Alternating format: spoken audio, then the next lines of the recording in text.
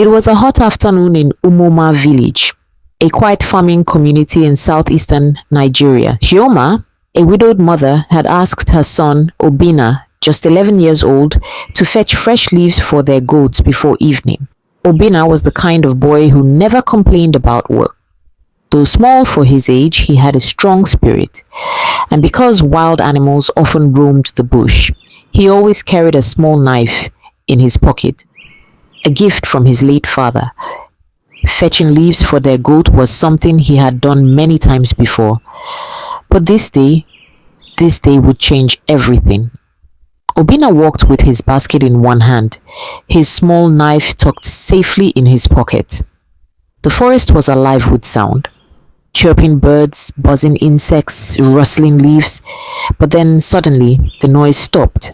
The silence was so sharp it made his skin crawl, and then, without warning, something struck.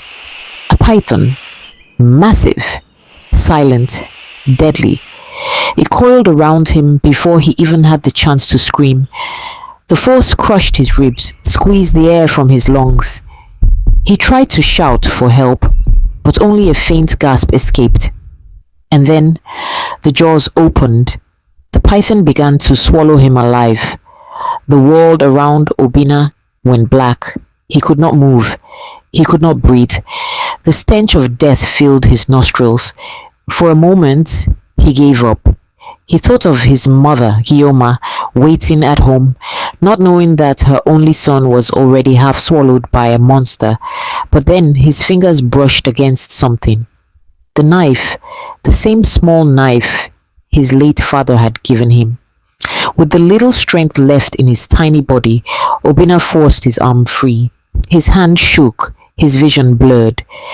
But he made a decision. If I must die, I will not die silently. He plunged the knife into the python's flesh, once, twice, again and again. The snake hissed in rage, thrashing violently across the ground, rolling against trees, crashing into bushes. But Obinna refused to stop. With every cut, warm blood poured over him. With every stab, he pushed back against death. At last, the belly began to tear. A slit of light broke through the darkness. With one final desperate push, Obinna crawled out of the python's body, covered in blood, gasping for air. By now, the noise of the struggle had reached the village. Men, women, children all ran toward the forest, fearing the worst. They burst into the clearing and froze. The python lay stretched across the ground, its body torn open, twitching in its last moments. And from that gaping wound, an 11-year-old boy crawled out. For a second, no one moved. The villagers stood in shock, mouths open, eyes wide. Then a scream cut through the silence. "Chioma, your son?" His mother fell to her knees, her body trembling as she pulled him into her arms. She held him tight, sobbing uncontrollably. "God, thank you. Thank you for saving my child." Around them, people wept, shouted, praised. Some touched Obinna's head, just to be sure it wasn't a ghost. That night, Obinna lay weak in his mother's hut, his body scarred, but his spirit alive. Chioma sat by his side, refusing to sleep, her tears of fear now replaced with tears of gratitude. The carcass of the python was burned, but the story of what happened spread far beyond the village.